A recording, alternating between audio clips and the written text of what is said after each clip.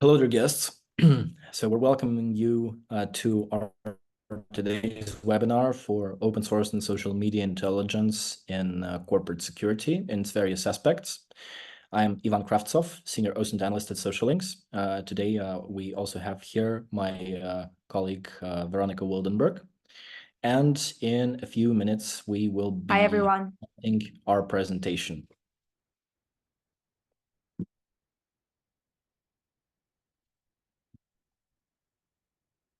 Yes, hello, nice to see you as well. Okay, so we have 50 people so far. We'll be waiting for some more attendees. I believe we can start. Veronica, word to you. Please go ahead. Thank you. Sure.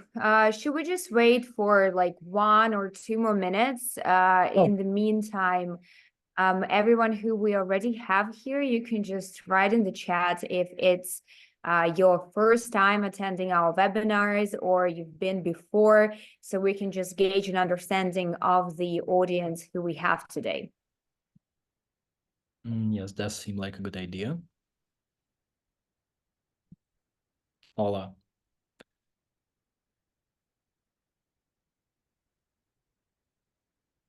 Okay.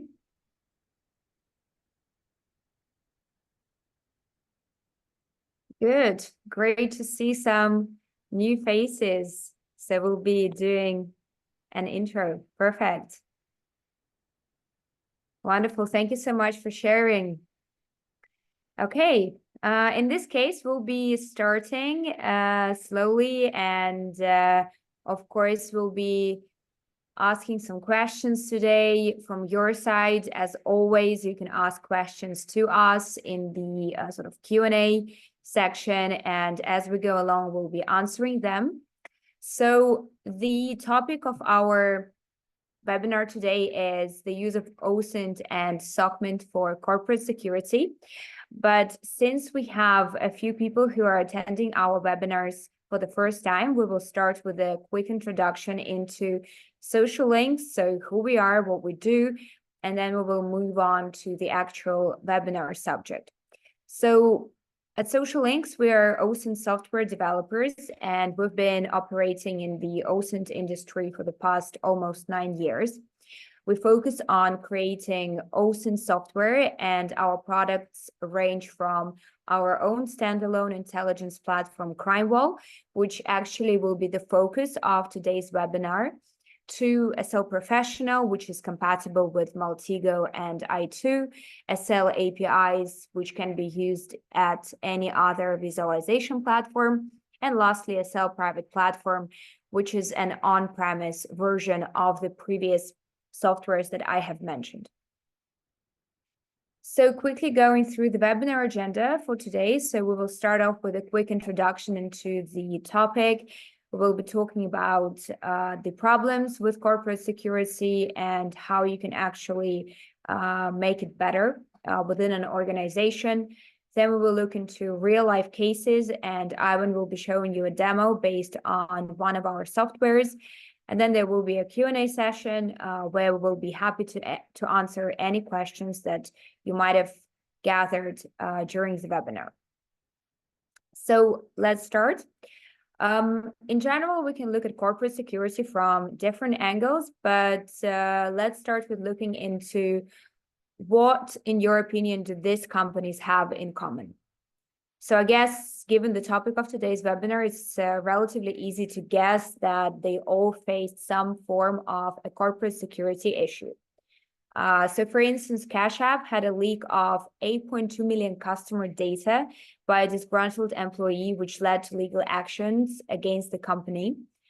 Then, for instance, with Tesla, 2 former employees leaked sensitive personal data to a foreign media outlet, which has affected almost 75,000 current and former employees of the company, and it exposed their bank details and some production secrets as well. In the case of Nike and Puma, actually, they faced numerous impersonation campaigns, where at least 10 live websites were launched, and they exploited brand trust and tricked shoppers into making purchases on their fraudulent websites. Google also faced a similar issue as Tesla. So a former employee took confidential information to a new employer, leading to a lawsuit and financial losses for Google. And with Microsoft, they ended up not in the best statistics last year. So they were impersonated the most in the phishing attacks in 2023. So with that, some kind of statistical information, some facts, we can just make one simple conclusion that any company can be affected by a corporate security issue, no matter how big and how many resources they might have. So in general, as mentioned before, corporate security is a complex subject, and it is quite difficult to narrow it down to just one type of activity which you as a company or potentially a person working in the corporate security unit can do to avoid any data breaches, brand impersonation activities, or any other threats that could lead to lawsuits, brand damage, financial losses. So therefore, of course, there are though several components of corporate security that can be utilized in order to make it safer, essentially, for the company. So the first of which is physical security. So that is protecting facilities, securing the supply chain, leading to sort of asset protection. So safeguarding physical assets, technology, data, and employees of the company, having risk management practices in place. So identifying, assessing, and mitigating physical and cyber risks. Then threat prevention, deterring criminal activity and preventing financial losses for the company. Then there is incident response, so developing policies to actually address threat and provide legal support in case of some incidents arising. And then there is, of course, employee training, so ensuring that all of the company employees understand the importance of corporate security and their role in the following policies. So despite a complex set of activities needed to maintain corporate security at a high level, there are actions which can be done within an organization to minimize such corporate risks. Of course, I'm not a corporate security professional, so I will not go into much detail. However, given the subject of today's webinar, one of those measures is the use of software and having a team of investigators in place who can delve into cases and actually identify possible threats to an organization, detect them at an early stage, and be able to reach them in time. Or if an incident has happened, the possibility to identify weak spots and not allow the same situation to repeat again. So one of the softwares, which I have already kind of mentioned, that can be utilized for the tasks related to corporate security activities is, of course, OSINT software. And this is what we specialize at within Social Links. And in general, we will be looking today into some of the use cases where OSINT can be used and utilized to help you solve or work on some of the corporate security incidents, or actually work on preventing those from arising to your organization. Today, we will be looking into certain examples where corporate security risks did happen, and we'll be looking into those cases from several angles, such as, for instance, protecting an organization from a shady investor, identifying POIs who could present risks for the brand reputation, for instance. And some of the cases that Ivan will be showing you today is actually based on real life stories, and there is plenty of media coverage for those. So if you'd be interested to find out more, you can of course Google after the webinar. But anyway, let's do a very short recap on those cases, and then Ivan will be jumping into showing you them within our software crime wall. So the first case will be based around a guy called Ray Seung Lin. He was actually arrested very recently at JFK Airport for allegedly running the $100 million dark web drug market called Incognito, which sold narcotics and misbranded meds worldwide. How FBI actually managed to catch him is because they traced crypto transactions from incognito to Lynn's exchange account. And now the guy will be facing several charges that could result in a life sentence. The second case is based on Carl Icahn, who is a renowned billionaire investor known for his aggressive activist investing style and strategic corporate takeovers. So we'll be looking into the network for that. And finally, the case that is based on Theranos. So it's pretty famous. Elizabeth Holmes, who founded Theranos, she was convicted of fraud in 2022 for deceiving investors, patients, and doctors about the company's faulty blood testing tech. So it will be interesting to get some coverage for that and understand what risks could have been imposed and analyze the coverage for that case. So we'll be starting off with the use cases. In case of any questions, once again, please drop your question in the chat or the Q&A section, and we'll be happy to answer those. Ivan, passing the word to you now. Yes, Veronica, thank you very much for the good introduction. So the demo will mainly be product-based, and as we see that there are a lot of new people here, which is quite a widespread occurrence, we will start with the basic principles of using our products and this class of products. And what we have here as an input is the case with Ru Sangling, which Veronica has mentioned currently, who was also known as Faroa, the administrator of the incognito DNM. Initially saw this in my LinkedIn feed, a post by Mr. Sam Bent, the YouTube channel Doing Fed Time, in case he will be watching this. Sam, thank you. To see this and to get into this was quite a hilarious case in general, although pretty dark in terms of consequences for the person here. So yes, whenever we have an individual, we have some aspects of their digital footprint. For example, here we initially start with a profile in LinkedIn. What does this contain? This contains different types of metadata, not EXIF metadata in wide sense of the word. So the organizations that the person is associating themselves with based on LinkedIn, the potentially URLs to other sources. For example, here we see Medium, we see GitLab, and we see GitHub. And this can further be used to use NLP for partial automation of styllometry if anybody would want to assess and compare the speech patterns of this person with any other type of account. And here we further pivot to GitHub, and from GitHub what we extract is an email, which is one of the basic identifiers that we can work with. One of the elements that we see from that is a Google ID. Then further, let's launch some more queries. We're going to look for Skype. We're going to look for platforms where an account exists registered with this email. We're going to additionally use Constella to the SL Darknet package to see whether there are any records there.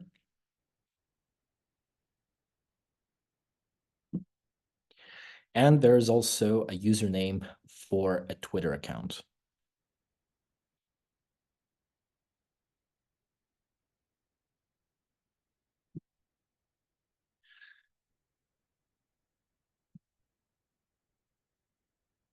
So we see a number of entities in Constella.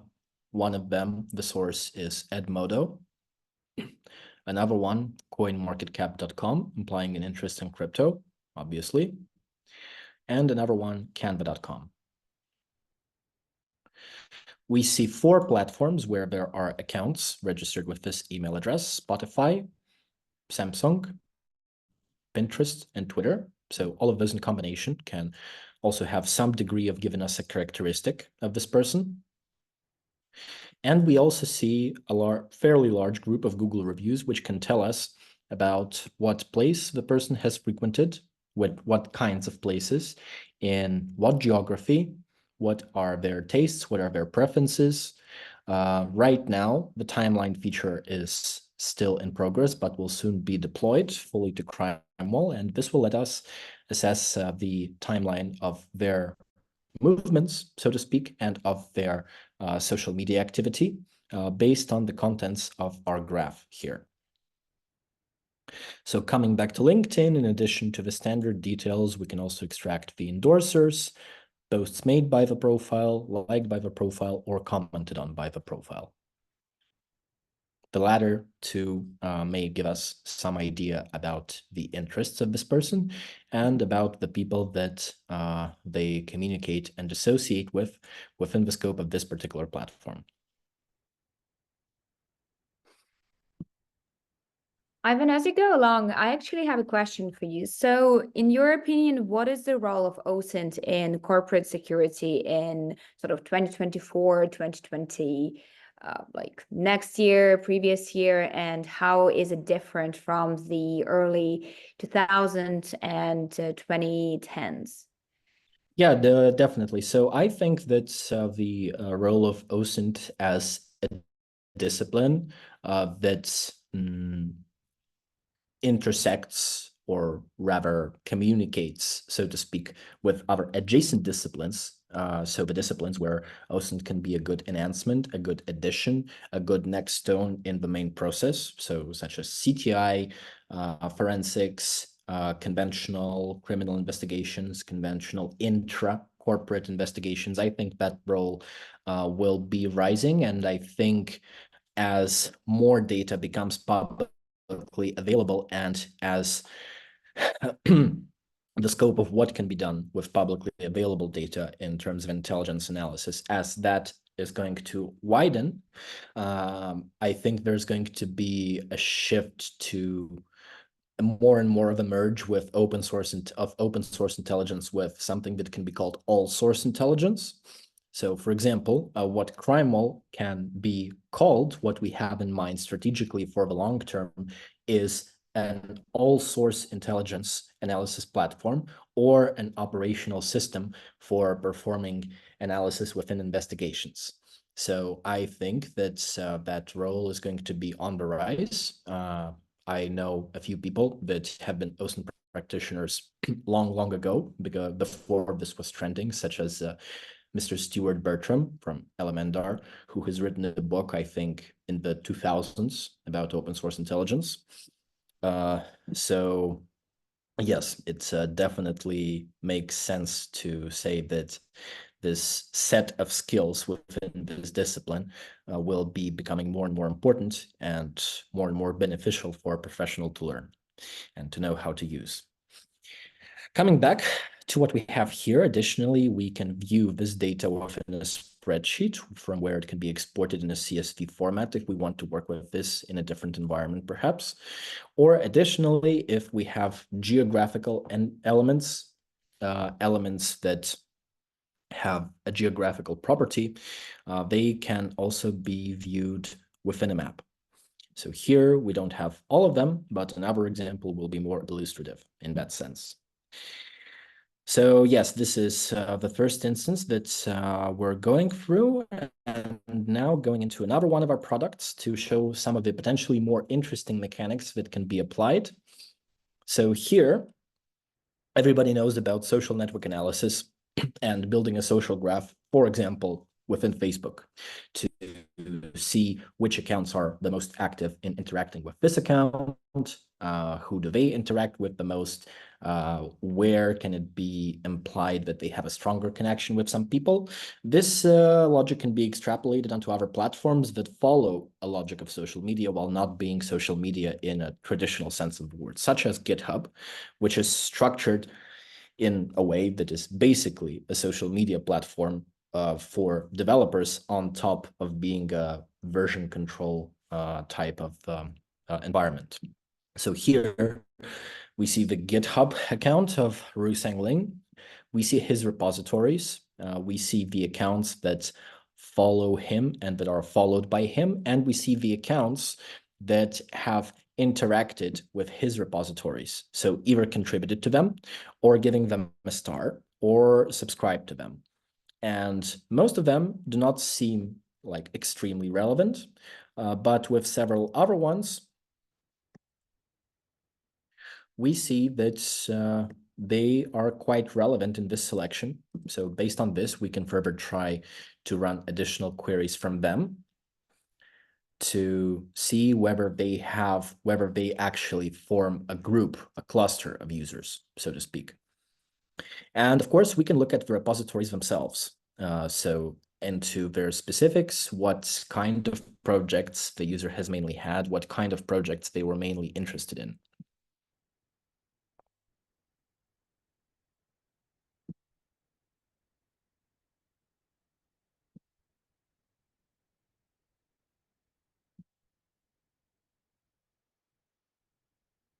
So an evident interest in crypto, obviously in decentralized finance, in Web3, and in some part of this in Monero, and in developing various types of applications to optimize working with that.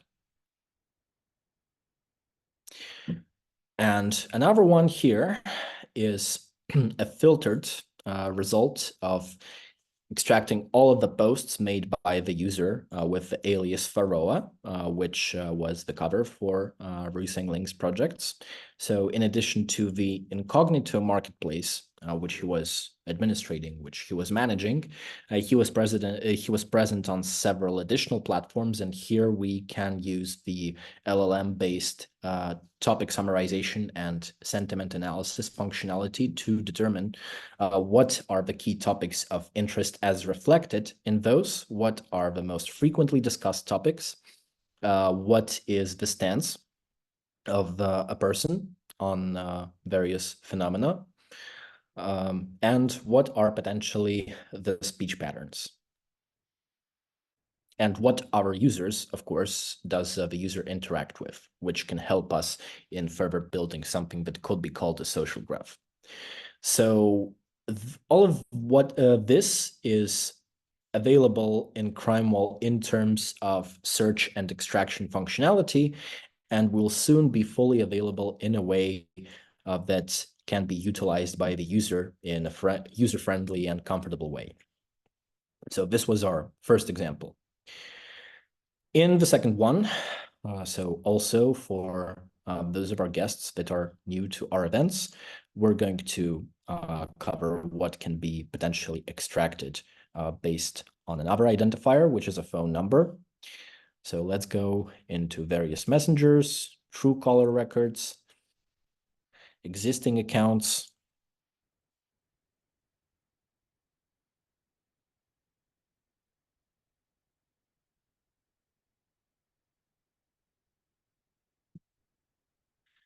and here, one of the artifacts that we get is an email, and another one is a Facebook ID.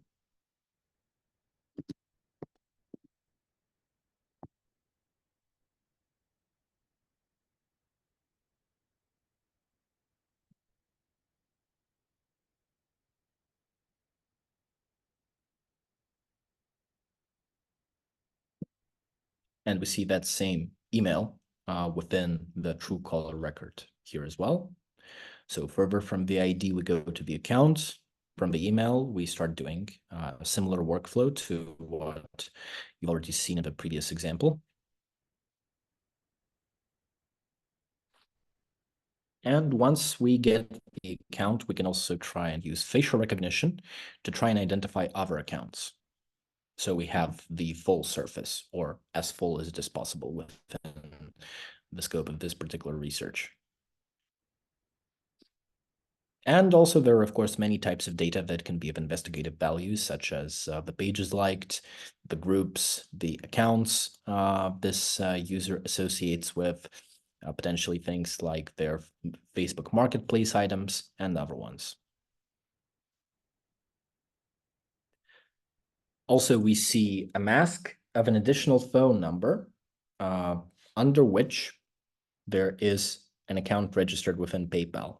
So with this email and with a phone number having those digits. So this may imply a second phone number that we can potentially try to look for and that we can potentially try to work from further.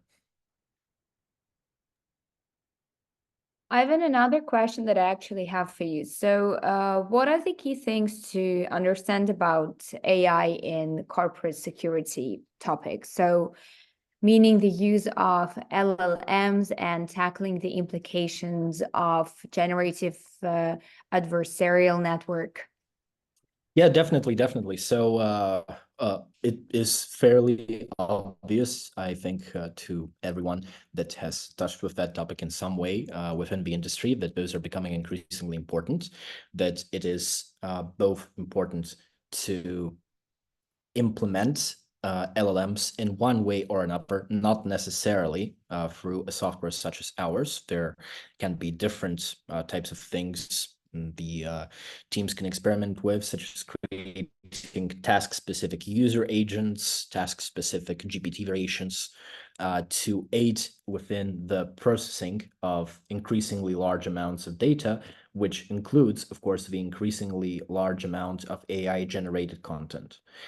So I think that maybe 10 years ago, it could potentially be said with some degree of justice that a sophisticated software is not 100% necessary for conducting investigations.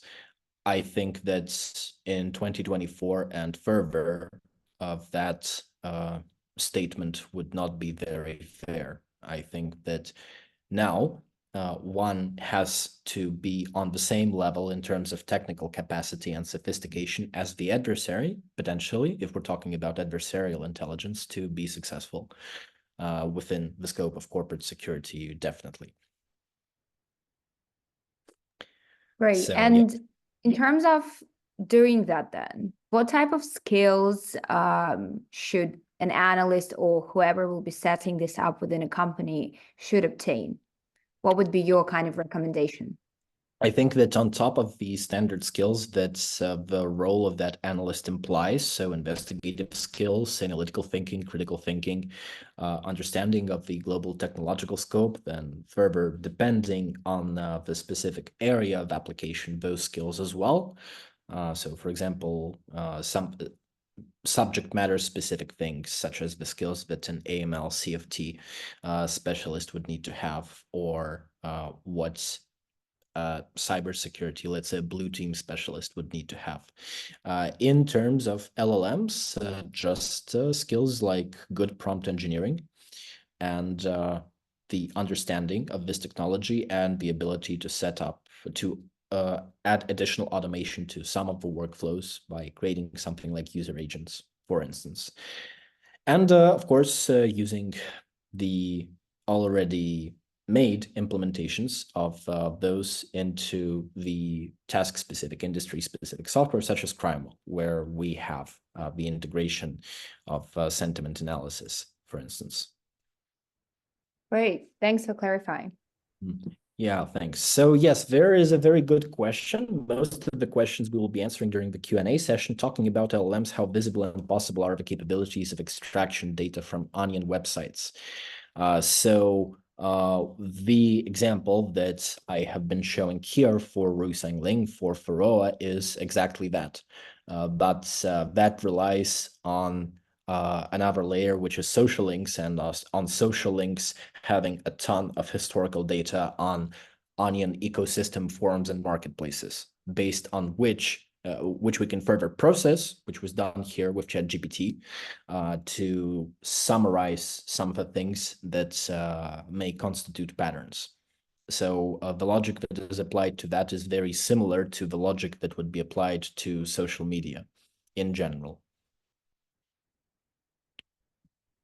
But it implies access to those sources in an automated enough way, so to speak. So yes, in addition to what is commonly known as the dark web and the conventional social media sources, the other ones that we have and the other ones that can be useful are, as I said, GitHub is one of those sources which are not traditional social media, but that work in a similar logic. For example, here we have 7 different samples from different platforms. One of those, an account within Tinder, from which we can further get the general details and the photos by profile to potentially use this in further OSINT. Here we have a profile within OnlyFans with an image that contains an additional username based on which we can do further searches, which is exactly what we're going to do now. And yes, while I'm doing this, my colleague has launched a poll. So we encourage you to answer those. It will be very helpful for us if you do. Thank you very much.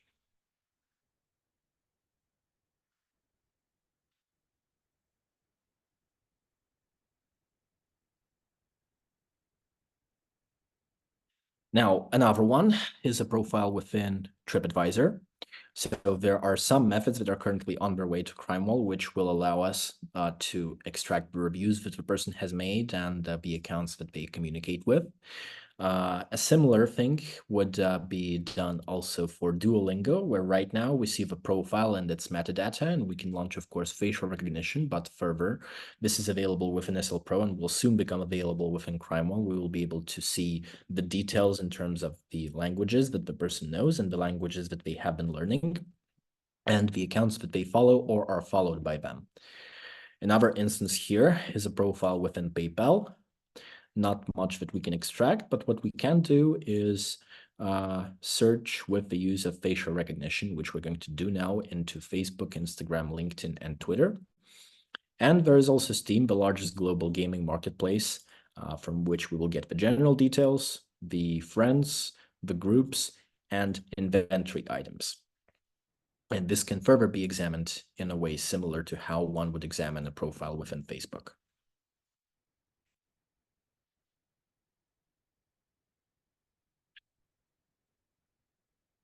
And also another source that I would probably add to that category, the old functionality that is still available and that can be valuable, particularly in cases of law enforcement work, but CorpSec professionals among our clients also utilize that sometimes, is the traditional dark web functionality, where here we have free accounts on 3 different marketplaces by the same user. We can go to the products related to those accounts, and in some instances, we can pivot based on a PGP open key, potentially to an email address.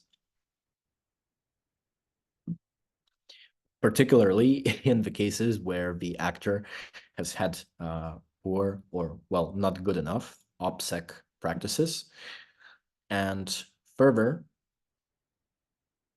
pivot from that in the same type of workflow that you have already seen.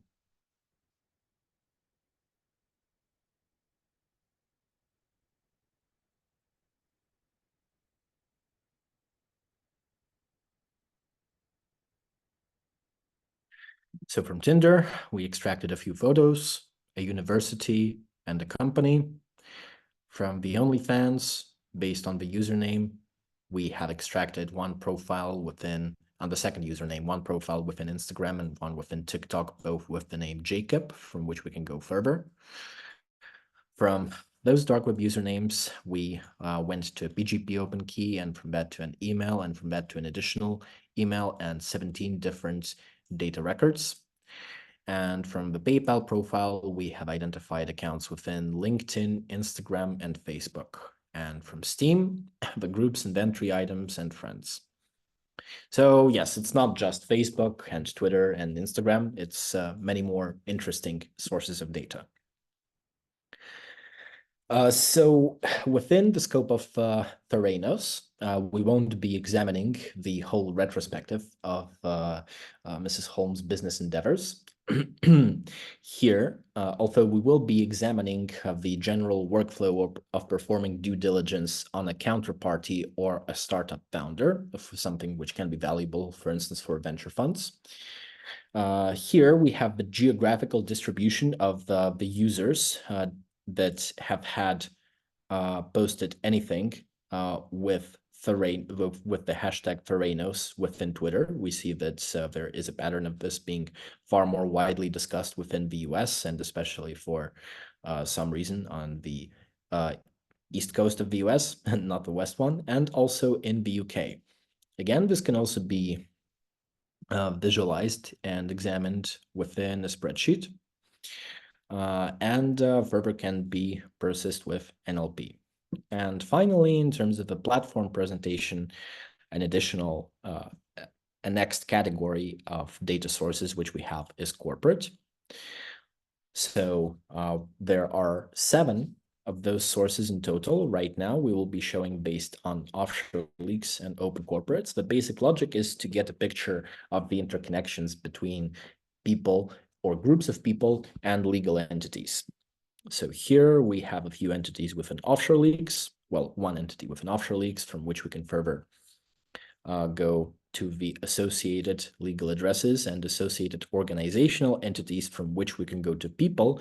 And from those people, we can further go to the other companies associated with them to see if those constitute a group.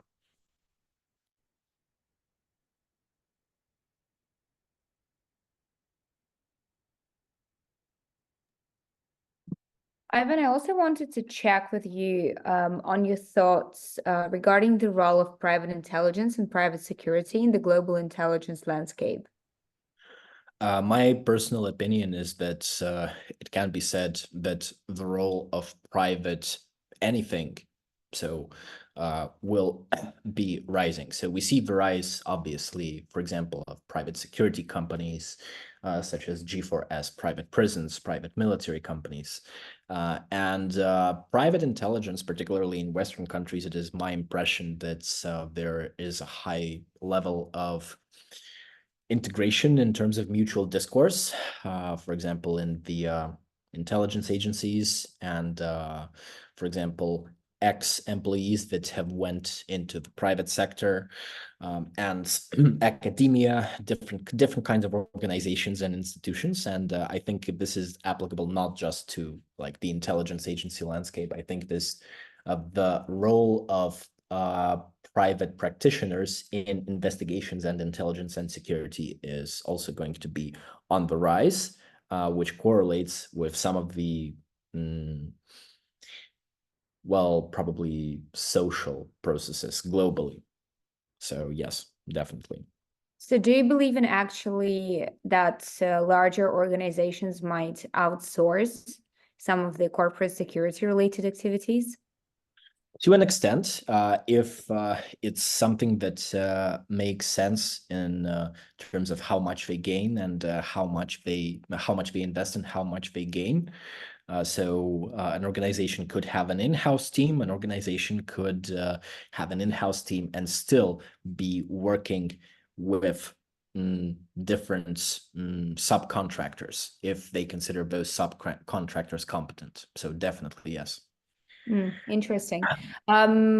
Just a question to the audience.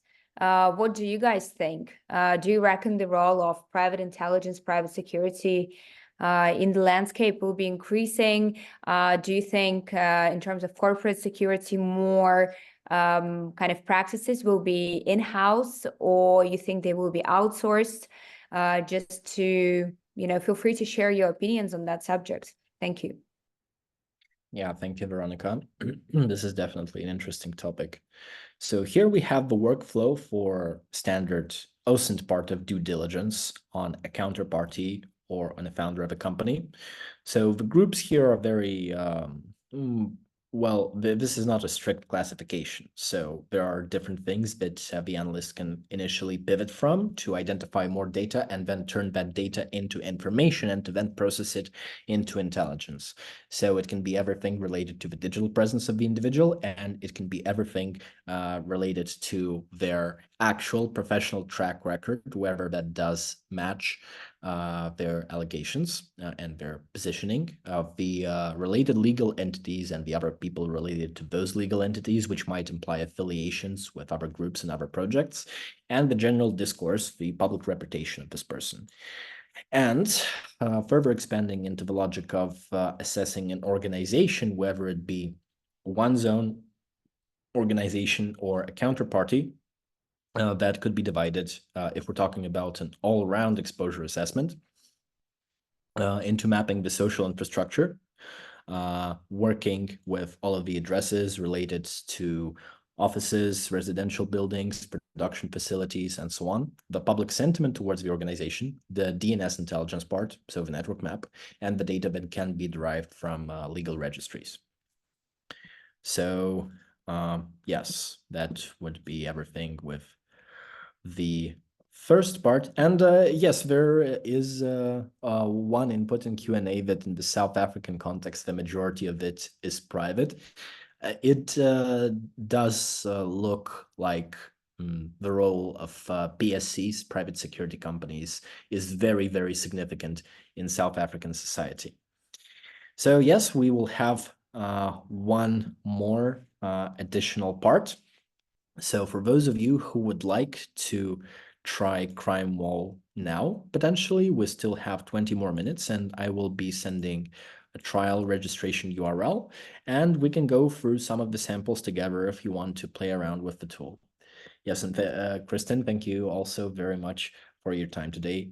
We were glad to have you here. Ivan, there's also a question in the chat.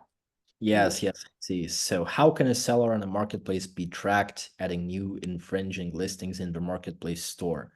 Is there any OSINT tool to monitor this? So there are definitely both OSINT practices and tools to use this.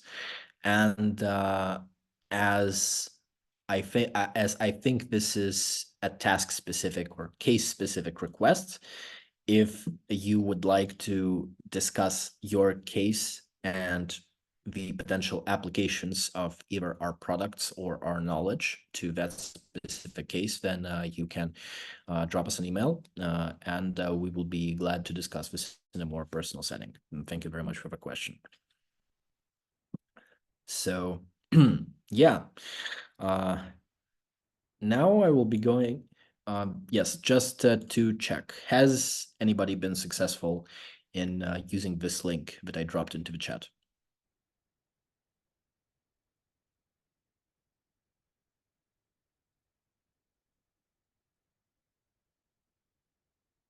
Oh, sorry.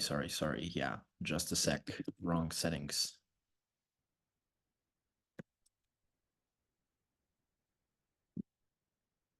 Here it is now.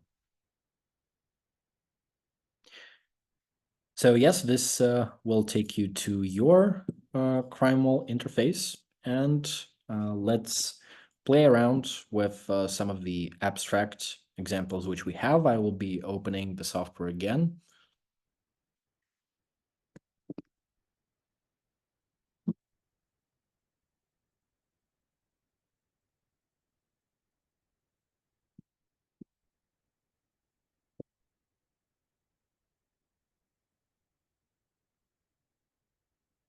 So here we have the first input that I will also be sending into the chat, which we can play with together.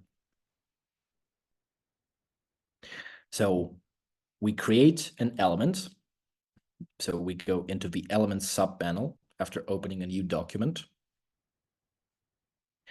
And the element is a phone. Just click on it and drag it into the graph view like this. Then stop with phone numbers, and then input the value that I've sent into the chat into this property. So we have a basic property on which we can run the search options. Now, go to the methods sub-panel and launch the different queries which you think it is rational to launch within the scope. And in a minute, we will come back to this, and I will show you how it can potentially be done and how it can be applied to your use cases also as well.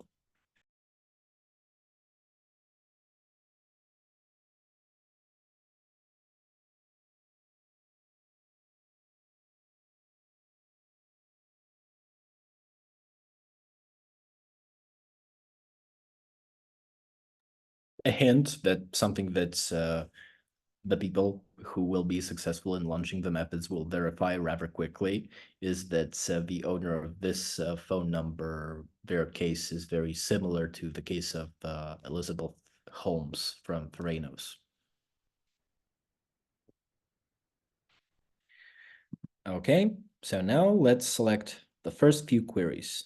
Foursquare, get profile by phone. Skype, get profile by phone or email. Okay, great to hear.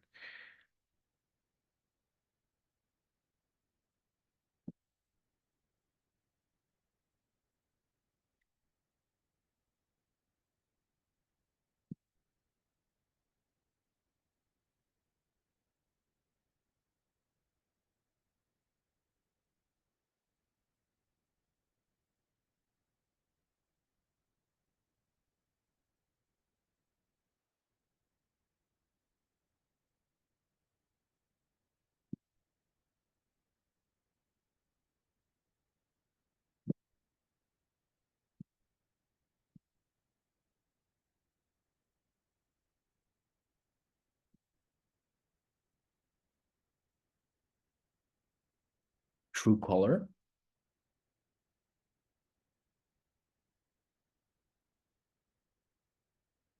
And SLIC.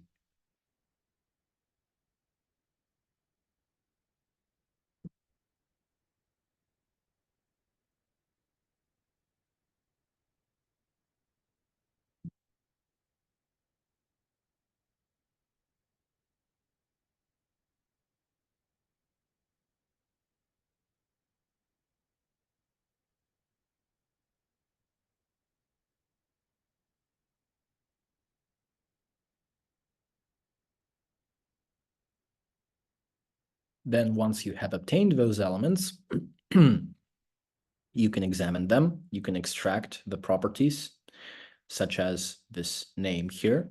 So you would need to select an object type, which would be a person, and select the main property for extraction.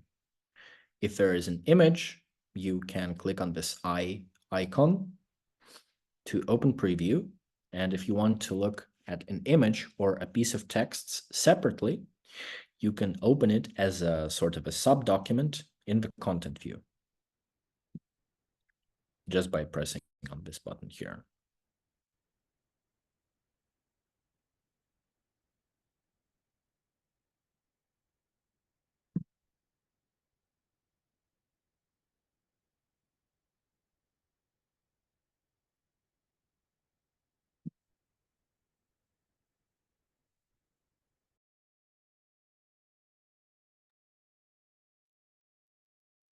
And I will be sending several additional identifiers that you can also experiment with. Those are related to a Brazilian person.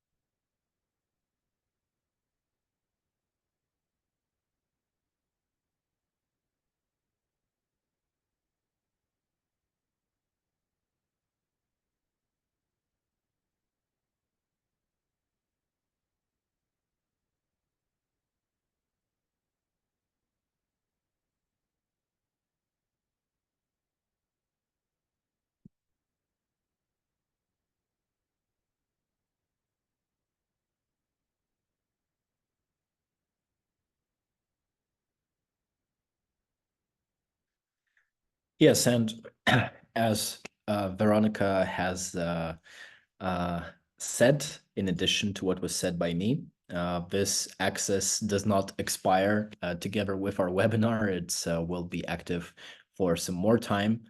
So there are plenty other things that you can experiment and play around with and assess. And perhaps that would, of course, be additionally very cool. That can even help you in some of the cases that you are currently facing in your work. Yeah. So for now, I think we can conclude our session. We hope that this was interesting and insightful for you. And yes, a recap of the instructions to perform phone email searches and to launch different queries at the end of the webinar. Those will all be, this webinar will be available in recording no later than tomorrow. And there you can see the workflows, like the sequence of buttons that I am selecting. And that can be applied to you're working with those inputs as well. So yeah, and it will be available also if you want to revisit anything along with many other previous webinars that we've had. So yes, again, thank you very much, and wishing you a good and productive week ahead. It was great to have you all here today. Thank you all for your time.